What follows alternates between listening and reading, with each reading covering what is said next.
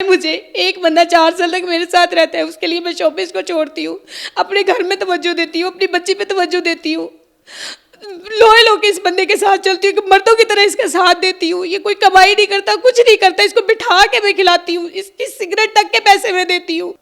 ये फिर बाद में ना मुझे मारना पीटना शुरू कर देता है। फिर वहाँ से जो है ना, मैं अपनी बच्ची को वहाँ छोड़ के ना,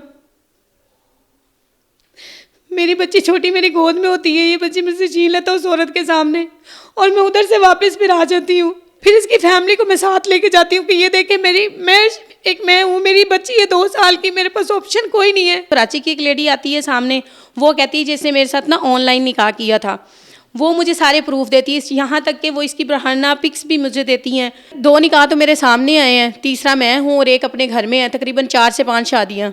आए रोज़ ख़बरें सुनने को मिलती हैं कि किसी न किसी अदाकारा के साथ कोई ऐसा वाक़या हो जाता है, फैमिली तशद्दुद करती है या शोहर करता है, कहीं ज़्यादती के वाक़यात होते हैं। तो ये ख़ास तौर पर शोबिज़ में ये वाक़यात आम हैं। आज हम एक ऐसी अदाकारा के साथ हैं कि जिनके शोहर ने उन पर तशद्दुद किया, उनके साथ ज़्यादतियाँ की।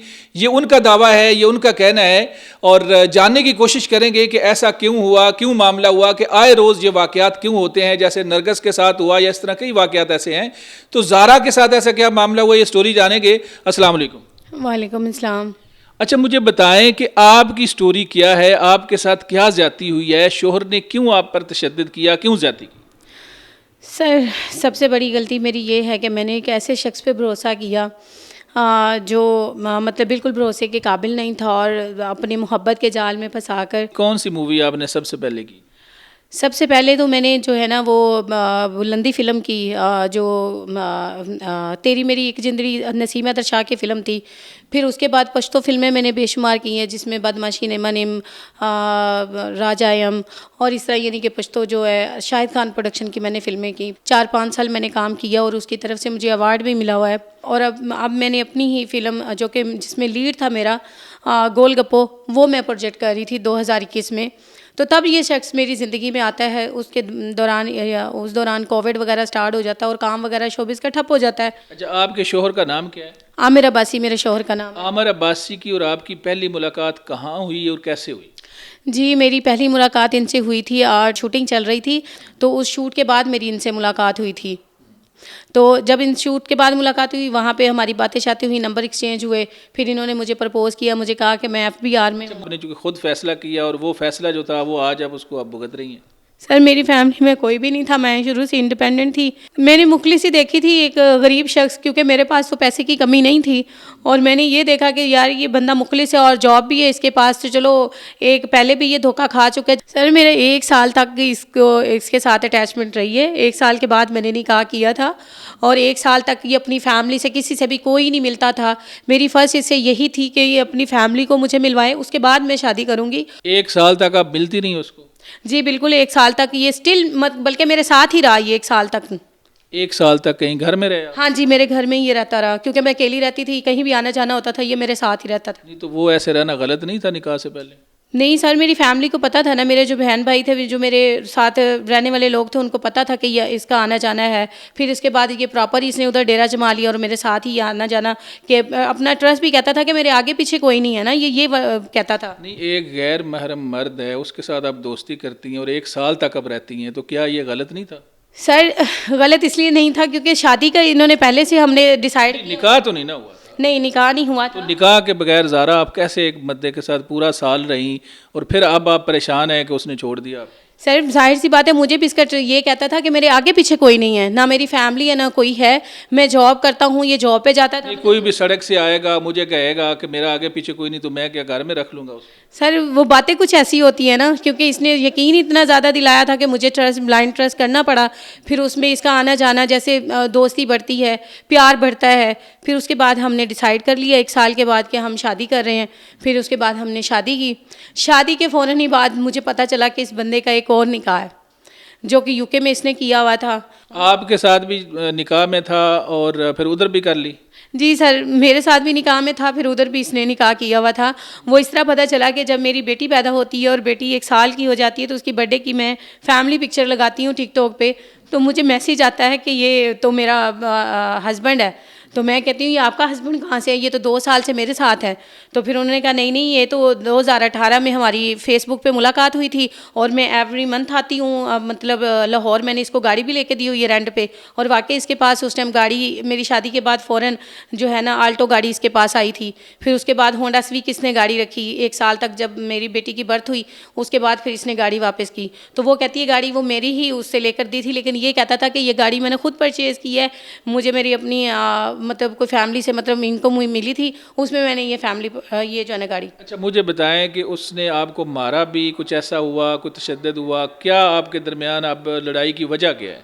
सर जब मुझे ये सारी चीज़ें पता चलती हैं, एक तो मुझे एक कराची की लेडी, जब मैं 7th मंथ की प्रेग्नेंट होती हूँ तो कराची की एक लेडी आती है सामने, वो कहती है जिसने मेरे साथ ना ऑनलाइन निकाह किया था, वो मुझे सारे प्रूफ देती है, यहाँ तक कि वो इसकी बहाना पिक्स भी मुझे देती हैं। तो वहाँ पे मेरा इससे झगड़ा स्टार्ट हो जाता है कि ये तुमने यानी कि ये मेरे साथ गद्दारी की है कि तुम उस औरत के साथ भी निकाह में थे। फिर इसने मेरे सामने बैठे उस औरत को डिवोर्स दी फ़ोन के ऊपर ना, कि मेरा कोई ताल्लुक नहीं है। वो कहती है कि मुझसे ये बंदा 1.5-2 लाख रुपए खा चुका है, मैंने लास्ट टाइम पे अपनी बच्ची की बालियाँ बेच के इस बंदे को खिलाई थी, क्योंकि इसने मुझे ना मेरे साथ इसने ऑनलाइन निकाह किया हुआ था। तो मैंने कहा पहली बात तो मेरी बहन इस तरह निकाह होता नहीं है, और उसके बाद मुझे पता चलता है कि ये यूके में भी किसी लेडी के साथ है, और उनकी सारी वॉइसेस सारे प्रूफ मेरे पास मौजूद हैं। कितनी आपके मुताबिक उसने शादियां की हुई थी जब आपको पता चला? सर 2 निकाह तो मेरे सामने आए हैं, तीसरा मैं हूँ और एक अपने घर में है, तकरीबन 4 से 5 शादियाँ। अच्छा, चार, अच्छा पांचवा तो फिर वो जायज़ होते ही नहीं ना। सर मेरे साथ भी यानी कि मेरा निकाह रजिस्टर नहीं करवा रहा था, मैंने भी लड़ झगड़ के और अपनी लोगों को बीच में डाल के मैंने अपना निकाह, मेरा भी तकरीबन 2 साल तक मेरा अब निकाह रजिस्टर्ड। तो हक मेहर में कुछ लिखा था? सर इसने 5 तोले जेवर लिख के दिया था, 5 मरले का मकान तामीर करवा के दूंगा और 5 लाख नकद, और इसके अलावा 50,000 जेब खर्च, और साथ में बयान हल्फी भी करके दिया हुआ था कि ये मैं देने का पाबंद दूंगा। पहुंचती हूँ फैसलाबाद में, वहाँ पे ये मुझे मारपीट भी करता है रोड के ऊपर, इसका भाई बड़ा साथ होता है, और वहाँ पे ये ज़ुबानी मुझे डिवोर्स भी देता है अपने भाई के सामने ना, मुझे डिवोर्स दे देता है। फिर उसके बाद मेरे इख्तिलाफात शुरू हो जाते हैं, फिर कहता है नहीं नहीं मैंने तो एक बार दी है, मैंने तो दी नहीं है। फिर वहाँ से जो है ना मैं अपनी बच्ची को वहाँ छोड़ के ना, मेरी बच्ची छोटी मेरी गोद में होती है, ये बच्ची मुझसे छीन लेता उस औरत के सामने, और मैं उधर से वापस फिर आ जाती हूँ। जब मैं वापस आती हूँ इसके भाई को भी बड़े को साथ लेकर आती हूँ, क्योंकि मैं इनकी फैमिली को इनके घर में जाके इसकी असलियत दिखा चुकी होती हूँ। फिर इसकी फैमिली को मैं साथ लेके जाती हूँ कि ये देखे मैं हूँ, मेरी बच्ची है 2 साल की, मेरे पास ऑप्शन कोई नहीं है। ये बंदा करता भी कुछ नहीं था, काम नहीं था इसके पास, जॉब नहीं थी, इसी तरह ये औरतों को करके जो खा रहा था। फिर ये लाहौर में लेकर आता है बच्ची को, ये फ्लैट लेता है उस रात और बच्ची को वहाँ पे रखता है फिर उस औरत के साथ, वो यूके से आई होती है। फिर ये 15 दिन तक उसका इधर से स्टे होता है। 15 दिन के बाद जब वो औरत जाती है फिर उसके बाद ये माफ़ी तलाफ़ी कर लेता है। फिर उसके बाद मेरे खिलाफ ना ये प्रोपोगेंडा शुरू कर देते हैं। ये फिर बाद में ना मुझे मारना पीटना शुरू कर देता है। उसकी जो माफ़ी तलाफ़ी की उस टाइम पे वीडियोज़ जो है ना, जो ऑडियो, वो भी मेरे पास मौजूद है, जिस तरह ये माफ़िया मांगता है कि मुझे माफ़ कर दो, मैं कुछ भी नहीं हूँ, ये है वो है। अच्छा, जितनी स्टोरी आप सुना रही हैं, जो सुनने वाले हैं वो ये भी कह सकते हैं कि आप ड्रामा कर रही हैं। मैं ड्रामा तब करूँ ना कि इसके बदले से मुझे कोई लालच हो। इसके पास तो कुछ भी नहीं था जब मैंने शादी की थी, मैंने तो ब्लाइंड ट्रस्ट किया था इसके ऊपर, एक मोहब्बत के जाल में फंस के कि कोई बात नहीं, ये बंदा मेरे साथ मुखलिस रहेगा। ये भी तो हो सकता है कि लोग कहें कि आपने उसको फंसाया है। मैंने तो तब, औरतें तो तब फंसाती है जब बंदे के पास कोई माल दौलत पैसा हो। मैंने तो कुछ भी नहीं देखा था, ना इसके पास कोई गाड़ी अच्छी थी, ना कुछ थी, टूटी फूटी एक मोटरसाइकिल थी। तो मैं तो उसके लिए लालच तब करूँ ना, मैं तो हाँ अब मैं ड्रामा इसलिए करी हूँ क्योंकि मैं एक माँ हूँ, अपनी बच्ची के लिए लड़ रही हूँ। और लास्ट टाइम पे जब इनकी लड़ाई, मुझे मारा पीटा इसने, और मोबाइल वो ऑन रिकॉर्डिंग, ऑडियंस को आप सुना सकते हैं। बताएं मुझे, एक बंदा 4 साल तक मेरे साथ रहता है, उसके लिए मैं शॉपिंग को छोड़ती हूँ, अपने घर में तवज्जो देती हूँ, अपनी बच्ची पे तवज्जो देती हूँ, लोहे लोग इस बंदे के साथ चलती हूँ कि मर्दों की तरह इसका साथ देती हूँ। ये कोई कमाई नहीं करता, कुछ नहीं करता, इसको बिठा के मैं खिलाती हूँ, इसकी सिगरेट तक के पैसे मैं देती हूँ, सिर्फ इसलिए कि ये मेरी बच्ची का बाप है। नशा भी करता था? बिल्कुल, ड्रिंक वगैरह भी करता था ये। मेरी बेटी छोटी थी इतनी कि उसके सामने मैं स्मोकिंग भी से नहीं करने देती थी। जिस कमरे में मैं और मेरी बच्ची रहते थे, हम उस कमरे में स्मोकिंग नहीं इसको करने देते थे, क्योंकि बच्ची के ऊपर असर होता है ना, तो इसके लिए रूम इसका अलग था। अच्छा, प्रूफ क्या है आपके पास? मेरे पास वॉइसेस वगैरह मौजूद है इनकी, जो इन्होंने आपस में यानी कि की हुई हैं। जिस तरह ये होटल में रूम लेता है, जिस तरह ये रखता है, जिस तरह वो आपके पास कैसे आई भाई? वो इस तरह आई है कि लास्ट टाइम पे जब मुझे ये मारपीट करके निकलता है तो मैं इसका मोबाइल पकड़ लेती हूँ, जो कि मैंने ही इसको लेके दिया होता है। अच्छा, अब आप क्या समझती हैं कि इसके साथ शादी करना आपकी गलती थी? क्योंकि आप खुद बता चुकी हैं कि आपने नंबर एक्सचेंज किया, प्यार मोहब्बत वाला मामला हुआ, 1 साल तक आप इकट्ठे रहे बगैर निकाह के, तो ये सारी गलतियां आपकी थी। मैं मानती हूँ इसमें मेरी गलती थी, लेकिन मेरे देखे मैं एक शोबिस की बंदी थी, जाहिर सी बात है मेरे साथ एक नहीं है। तो शोबिज़ में क्या सब हलाल हो जाता है? नहीं, हलाल नहीं हो जाता, मेरा कोई इसके साथ गलत नहीं था। जाहिर सी बात है कि एज अ दोस्त जैसे साथ रहते हैं वैसे हम साथ रह रहे थे।